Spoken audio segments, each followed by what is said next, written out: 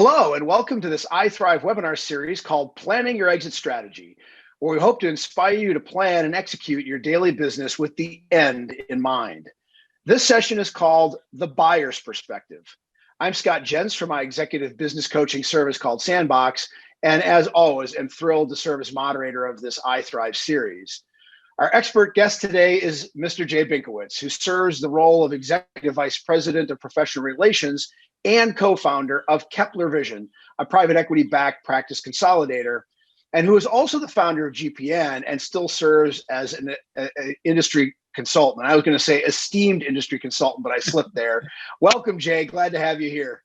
Thanks so much, Scott. I'm really excited to be on the iThrive platform, and the work that you and Ed and the entire team Heidi has done is just phenomenal. For so many years, we've had this vision of providing great input and content for folks, and just really proud of the way you're all making that happen. Well, you are esteemed in this industry. We've been friends a long time, and I really respect and admire the things you've done in a number of different ways for ECPs and their practices and giving them guidance. And so today's bringing your unique perspective, which is from that buyer side, which you've grown to become an expert in. And the decisions around which practice is a target and which isn't is going to be something important for our viewers to understand. And so we want to learn where the investment firms come from when thinking about purchasing a practice. Before we get to those details, you've been involved in the area of practice acquisition since 2017. How has this market evolved in these 3 years? That's a great question, and it continues to evolve. When Ben and I started out, we had our first meetings back in 2016 to discuss, what do we want to be when I grow up? What's the next step? Because, we knew from all of the professional advice that we've been getting that we have to think about it. You got to start thinking about it. Can't wait till you just want to do it. And, we sat down and for a year, we planned on, what's right, what's wrong, what do we like, what don't we like? We didn't know what we wanted. We didn't know what we liked and didn't like, right? We didn't even know what questions to ask yet, right? So it was that early. But over the course of 2016, we had enough notes in place to understand that we wanted to create our own platform. And then in 17, we launched in August of 2017. It's been an incredible ride. I consider it a privileged journey, quite frankly. But the entire industry is a rocket ship right now, full of a lot of motivation from both buyers and sellers for a multitude of reasons. Would you say that the transformation of the rocket ship's journey has been across all the platforms that are doing this, something where everyone started with a slightly different way of doing this and is continuing down that path? Or is even within a platform, is their ambition changing along the way? Yeah, so great question, and I think it's a bit of both. I think the private equity coming to our industry created a valuation philosophy and opportunity for folks looking for an exit strategy that didn't exist before. And there's no way these valuations would have been on the table before. So they upped the game for everybody. And immediately everybody made money the day private equity came to industry. Everybody has different minutiae of what they're looking for in value in a practice and what they, their checklist for the final valuations. But ultimately, private equity has increased the value of everybody's practice in the industry. So in your time that you've been doing this, you've had the opportunity to see how ODs plan for practice transition. And of course, as you said, there were never opportunities like this before. Does your experience now tell you that most ODs are working under a plan or that they don't necessarily have a plan? Well, I'm going to say that in all my years of consulting and the many journeys I've been involved with, the plan has usually been get through the day. Yeah. I think we all understand how that feels, and we've all been there. Right now, I wouldn't have had to define if an OD has a plan. I think that half the folks that come to us, they're in an age group or a place in life where they're really just looking to understand their options and find what's going to be right for them, and justifiably so. But we've seen folks come to the table that are in their late 30s and early 40s that you would say, what are you doing here? You haven't even paid your dues yet, and kind of laugh about it a little bit. And those folks have a totally different agenda, and their agenda has to do with early wealth management versus exit strategy. And there's a huge difference between the two, because they intend to work for another 20 years, but they may go off 5 years from now and open up another business, so they're looking at it differently. They're looking at the opportunity differently. And that's what created this expansive market of interest. So this is about the doctor's reason that they've determined they want to sell. That's an interesting point of view. And I suppose there are times where somebody is looking at their options and starts down a path and then regrets it. Tell us a little bit about what you've seen when docs maybe don't know exactly why they want to sell, and then they go through a process. So I think much to that, it's more, and even when Mickey Kling and I were teaching this at Vision Expo and doing the private equity courses, we both really impressed upon everybody to ask yourself why, and ask yourself, what do you want out of it? And it shouldn't just be money, right? You need to understand the whole picture, the whole relationship of what's going to take place, what your true obligations are 1, 3, 5 years down the road, or even 10 years down the road. And, both Mickey and I align very much that everybody should do evaluation, because the game's been changed, the valuation process has been changed. And whether you're 5, 10, or 15 years out is almost irrelevant. You need to know where you are today in order to plan for tomorrow, whenever tomorrow is. But to that degree, the whys have changed so dramatically that the only thing I could really focus on is saying everybody should get evaluation done to understand how to ready set their business, whether it's today or 10 years from now. Okay, so let's turn it a little bit. How does the financial buyer assess an independent practice so they can identify targets? Because while the doc's thinking about their want and looking for evaluation and following the advice of people like you and Dr. McCling as a guidance to what do you want and why do you want it, they're the outsiders, or the buyers, that are trying to identify the best targets. How does that happen from your experience? It's great. And everybody has a checklist. Okay. And for the most part, I'll say probably everybody, 75% of the information necessary and what we're looking for is the same. But there are nuances that are different. There are different priorities. Some folks might be looking and are content with understanding what the revenue model is in a practice. And so, they may give a lot of creed to just the revenue. Others may be looking for stronger EBITDA valuations, where even if the revenue is strong, if the EBITDA is weak, they may pass. And some folks are seeing opportunities with practices that have not fulfilled their potential, and with a little work, a little spit shine, they're going to change them up and see exponential growth just by coming in and making a CapEx investment. So each one of us looks at those things differently. In addition to strategic value. So where are you in the marketplace? Like, how many locations? Are you like a hub for that consolidator, or are you an island? And, I define an island as, a practice that's, often a very rural area where it might be difficult to hire a doctor. And if, God forbid, the owner got hit by a bus, the practice is closed. So, that also, changes the valuation process. Or finding an optician for that matter, right? Just as important. So these are the different things everybody looks at a little bit differently. And some of us may look and say, hey, this practice is close to this one I already have. Let's merge them.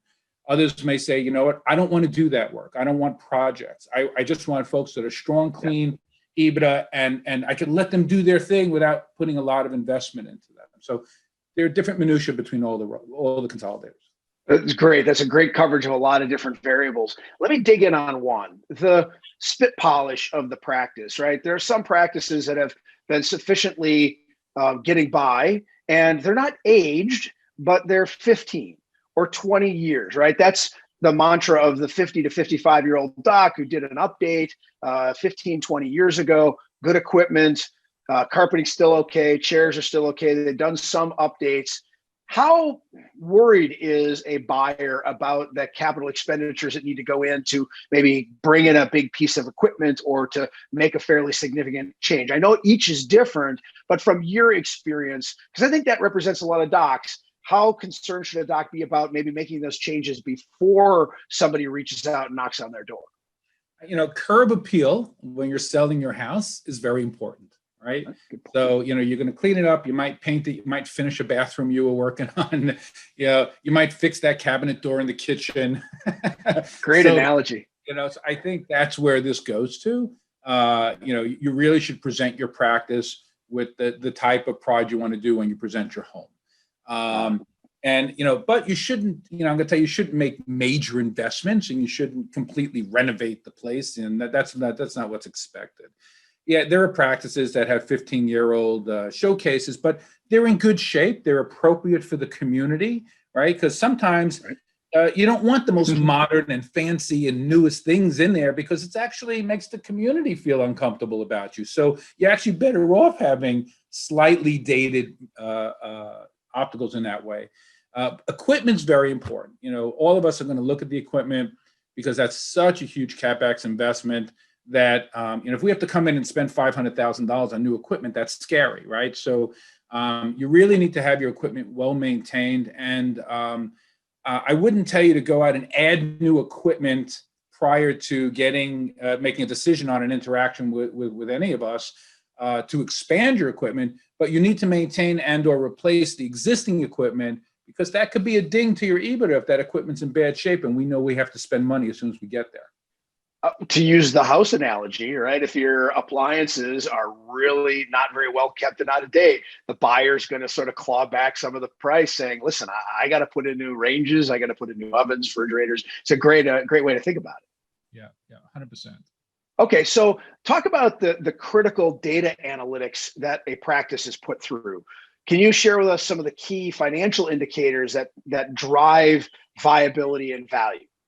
Yeah. So again, for the most part, I'm going to tell you, we all look at the same thing, but we all require the same type of information, but we all may assess it differently, right? We may put priorities in the information differently.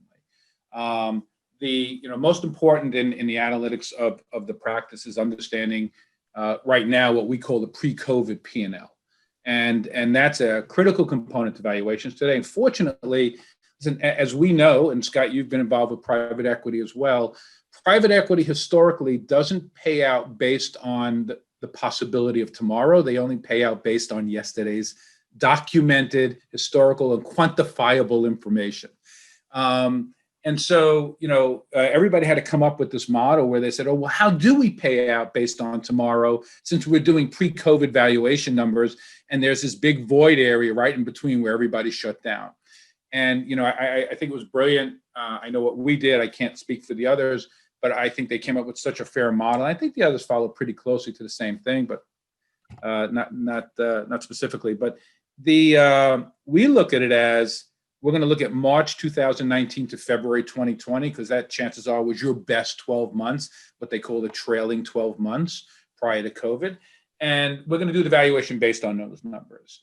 And then we'll sit down with you and say, okay, well, here's the valuation. You're happy with that. We're happy with that. Let's say everybody shakes hands and that works for everybody.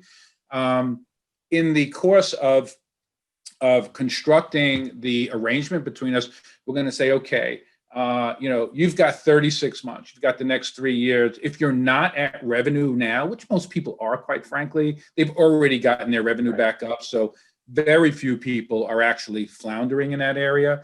But we're saying, since we're paying you on what you might be doing in the future, if you're not there already, we're going to give you 3 years to get there, right? So any 12-month period over the next 3 years.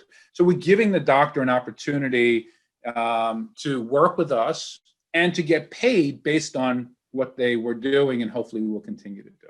And that became a very, very fair formula, as it really created a partnership and a commitment by all parties. Well, we're really lucky to have some sessions in this iThrive series by optometrist Dr. Mick Kling, who can talk more in detail about some of the ways that valuations are done and calculations of how the numbers can shift for or against the value of the practice. But with you, I'd like to get granular on just a couple of things. If I'm really poor as an operating OD at my cost of goods control, what's your advice to me today if I'm thinking about, okay, 2021, I've got a practice that might be a target. I'm at the right point. This is right for my life. Should I be hyper controlling my cost of goods? What would you advise me from a buyer's perspective?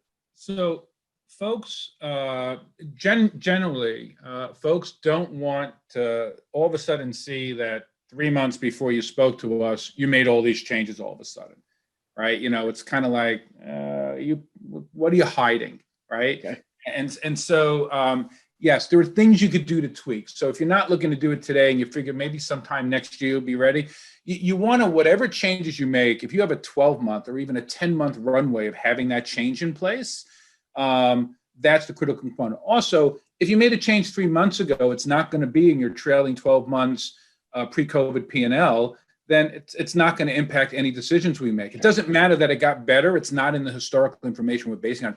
If all of a sudden you cut a third of your staff to reduce your labor and you decide just to hump it out and work a lot harder, you're not getting credit for that. As a matter of fact, you'll get a ding because we have to go in and hire.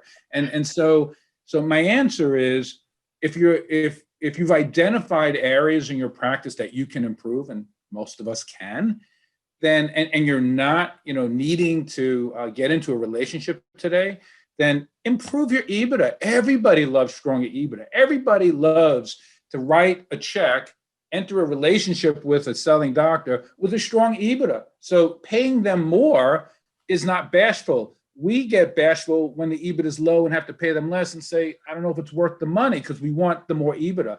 So to that degree, identify the things you just said, put them in place, come talk to us in 10 months. That's great. We're going to talk about the broader industry in a second, but your comment made me think about something. I know that a lot of docs look at a potential exit from their practice based upon the private equity market because they're tired of running the practice and they want to go back to quote unquote being a doctor. And a lot of that is related to the tiredness they have around staffing. So just for a brief moment, you talked about staffing, got me to think, how do you work as a manager of the practice when you own it to deal with staffing in a local community where the doc might have found it to be painful? There's still the same pains you have to find good qualified people. Could you just hit on that briefly in your experience, what that's like? I'm going to say that no matter what business we're in, no matter what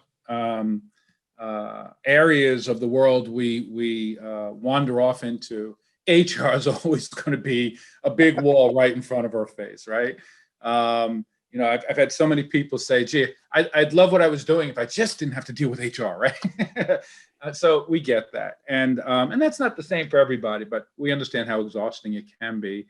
So listen, and I believe it's the same in all the models, but I'll just speak for ourselves. When we come in, we really have a very, very strong relationship with the manager and doctors in the practice. We understand that we're not there every day. No regional or operational field team or corporate office is inside the office every day so that they can, really shoulder up with the team. So, selecting new folks has to be a collaborative effort, so to speak. You can't just come along and say, okay, found a doctor, put him in, and they've never met, and there's terrible chemistry. You could actually blow the place up, right? So it's a collaborative effort, number one. Number two, because of the resources that many of us have, we're able to recruit differently than an independent was able to recruit. We're able to reach into different places. Or depending on the marketplace, we may have someone that's phenomenal in another location and have a second person in that other location that's ready to become a manager. And we can then ask them, hey, would you like a promotion, or would you like to come into the field and do? So there's opportunities for growth in HR, which doesn't exist in an independent practice. And we've had quite a few people grow into field positions from the locations that never would have had those opportunities. But that being said, we're really shoulder to shoulder with the doctors and managers. Say, okay, there's a weakness here. We got to get someone in.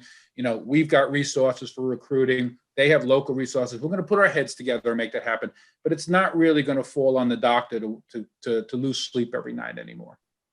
Well, and I'm going to go just a little further on the staffing topic. This is a fun one. For our patients, we try to retain existing patients because it's a lot less costly than to look for a new one. And I got to guess you probably have some systematic approaches to helping the managers in the practices who prior just had the doc as their leader to give them guidance. And you might be able to give us an example of how you actually bring resources to the practice to enhance the culture and to enhance systems. Is that the case? Yeah. So, one of the things that we're very sensitive to is, don't break what's not broken. We believe in the intimacy and the chemistry, That's why we're a legacy-based model that practice has with the patients in the community. Our definition of success is that the patient shouldn't know we're there, right? They should just walk in and it should be the same experience that they've always known and loved.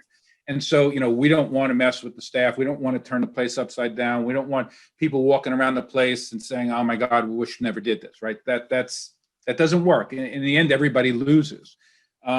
So, to that degree, that staff and those managers still have a lot of flexibility in maintaining those relationships. And that's what we expect. We want them to maintain the relationships.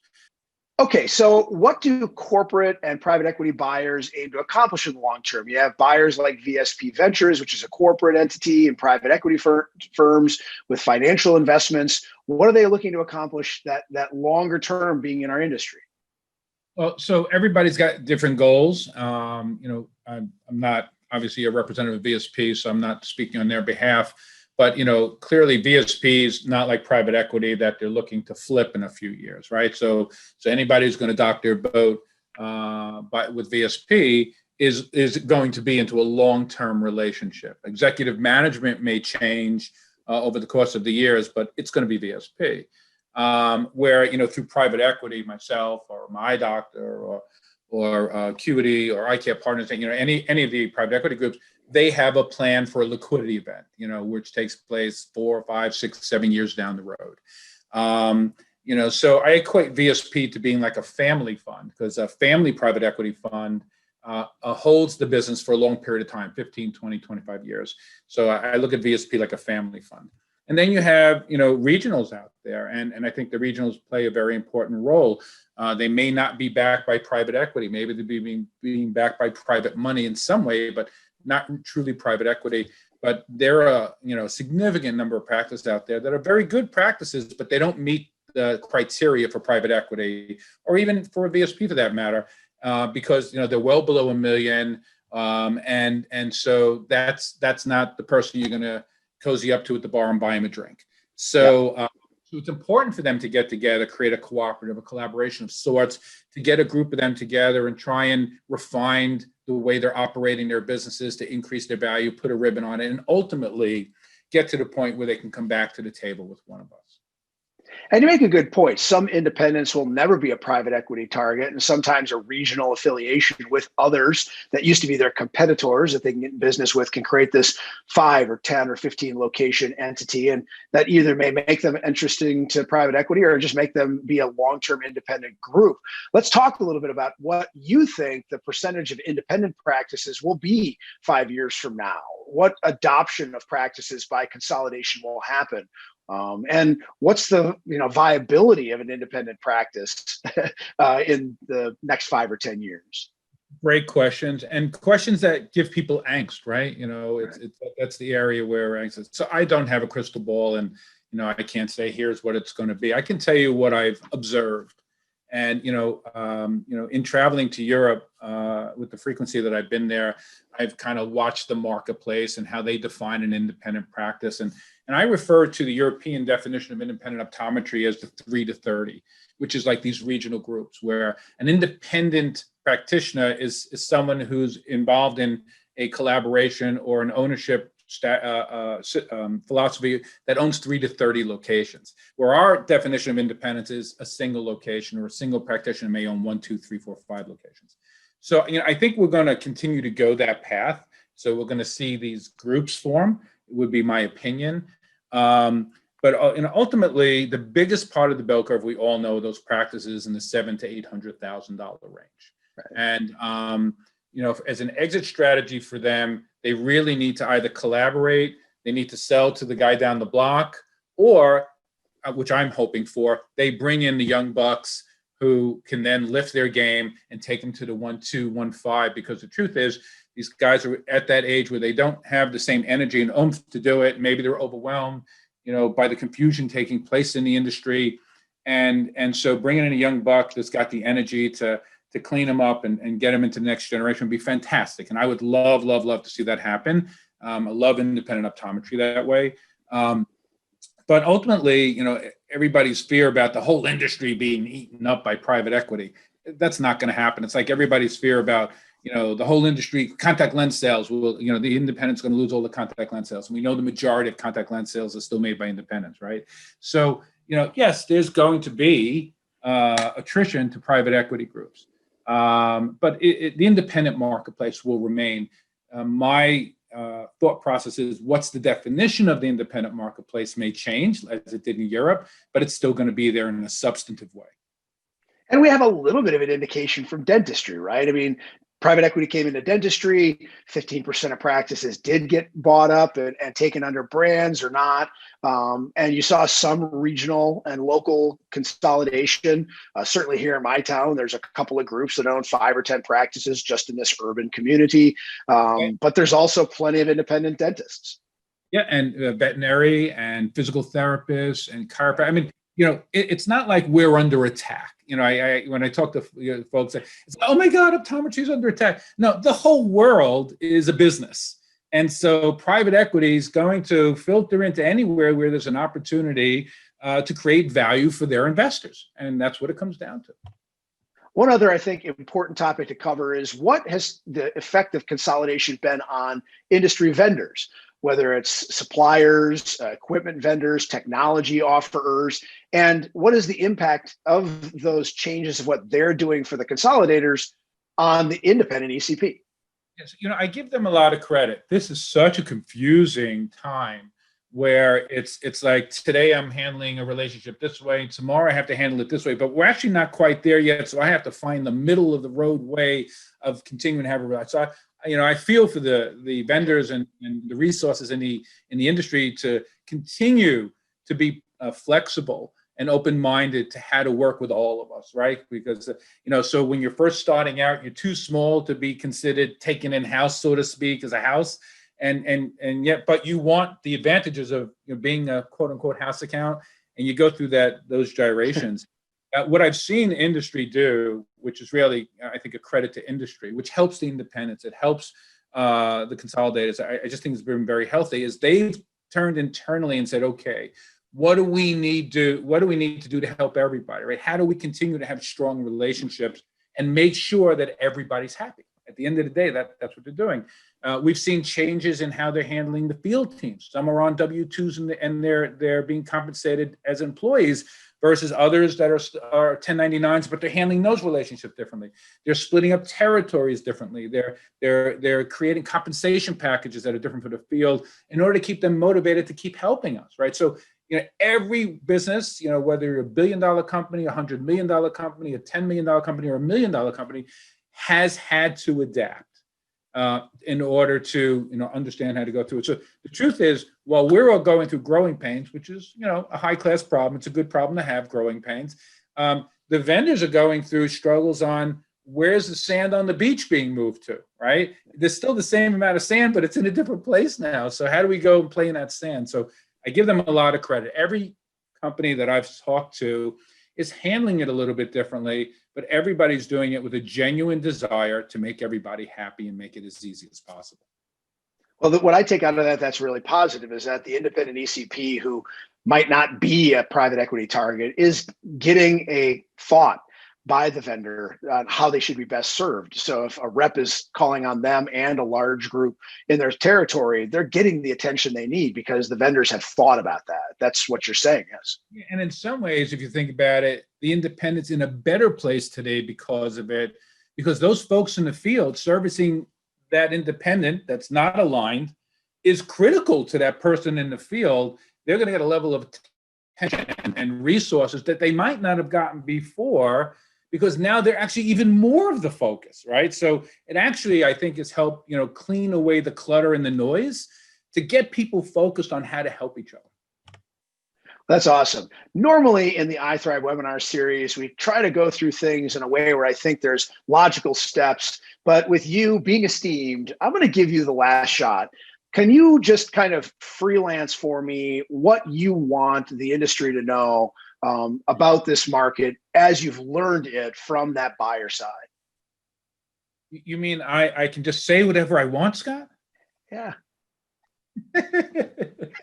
Absolutely. It's great. It's fun. I'm very, very bashful and, little social skills are low, but So here's the thing, and that I really want everybody to walk away with. There's nothing but opportunity out for everybody. It's an incredibly opportunistic time. And, again, whether you don't think it's right for you now, you should still learn the process, because you're going to learn things about EBITDA that may change the way you run your business for the next 5 or 10 or 15 years. Or whether you do decide it's right for you now, whichever direction you go in, I think it's incredibly important for you to understand, and going back to what we discussed a little earlier, the difference between getting the most money, which is to take care of you, your retirement, your family, and aligning that closely to really what's in your heart and soul and what's going to make you happy, right? They're not always the same. And so there are choices. And when I was talking before about 1, 3, and 5 years, it's really important for you to have the conversation with whomever you're talking to get as much definition into, post-transaction relationship. Everybody could tell you, oh, it's wonderful. I always look at private equity groups and the consolidators, like different country clubs, which country club you are, or which car do you want to drive, right? Because there are nuances, there are differences in the culture and the minutiae. I'm going to tell you that none of them are bad, they're just different. And that's a critical component of that. And you have to decide which car you want to drive. And there are different changes that each one of us make, 30 days, 90 days, 120 days, a year out, 3 years, 5 years out. So it's really, or the relationship you have with your staff, which I know is very important to folks. Although sometimes people will say, hey, I'm really worried about my staff. And then all of a sudden you put a number on the table and like, okay, I don't care about my staff anymore, right? So it's kind of like, all right, they're blinded by a number. But I would tell you that it's very important for you to sit down and have a heart-to-heart with your significant other and discuss what's going to make you happy in a number versus what's going to make you happy 1, 3, 5, and 10 years down the road post-relationship. You really should come to the table prepared to talk about that. And that will be the difference on how you handle that negotiation and make sure that you accomplish and avoid something we call seller's remorse. I'm very proud to say that, since Ben and I started, nobody's ever called me up and said, hey, Jay, this isn't the bag we thought it was going to be. And, I really regret, teaming up with you guys. It just hasn't happened with us. I consider blessed by that. Conversely, our doctors just call us up and say, this is exactly what you said it was going to be. So I'm very proud. Like I said, the executive team under Nick and Adam and so many others have really supported what Ben and I's vision was originally, and they've made it happen. Although God bless the other ones who have to take care of all that. But but that's an important component to make sure that you're tying your boat to the right dock. But if I would say, going back to what I said before, I still think the most important thing for everybody to do in the industry is learn what the EBITDA is and learn how the different companies define EBITDA, because your accountant's EBITDA is different than your attorney's EBITDA, and it's different than one private equities group EBITDA. It could be different than another private equities group EBITDA. But learn what the different components of it that influence it. People come in, they say, hey, Jay, what kind of multiple is your company paying? Well, as soon as you ask me that question, I know you need an education, because it's the wrong question, right? So it's like asking me, hey, Jay, how much is the car? I don't know what kind of car you want to drive. So, there you have to ask the right questions, like in any other scenario. It's really valuable. I know Mickey's doing the webinar on some of that math.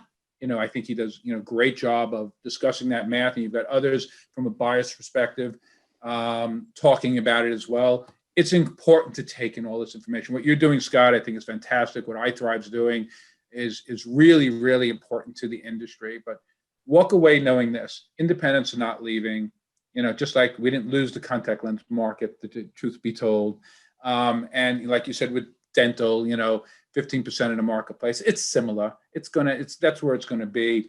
But what you're also gonna see is advancements in technologies and advancements in the way vendors have relations, which is why I was really glad you brought that up, which is actually going to continue to help the independents to grow. So I still think you're going to see a growth spurt in the independent marketplace of opportunity for those who want it. Well, Jay Binkowitz, can't thank you enough for your esteemed expertise. Your perspective is very unique and highly valued. Thank you for contributing to this iThrive webinar series. My pleasure, Scott. You all have a great weekend. Everybody stay safe. Everybody stay well. Well, everyone that's been an attendee, thank you for being here. This episode of this I Thrive webinar series called Planning Your Exit Strategy is one of a number of installments. And because each one has key and unique insights, make sure that you watch all of them so you can plan and execute your daily business with the end in mind. Until the next episode, be great at all you do.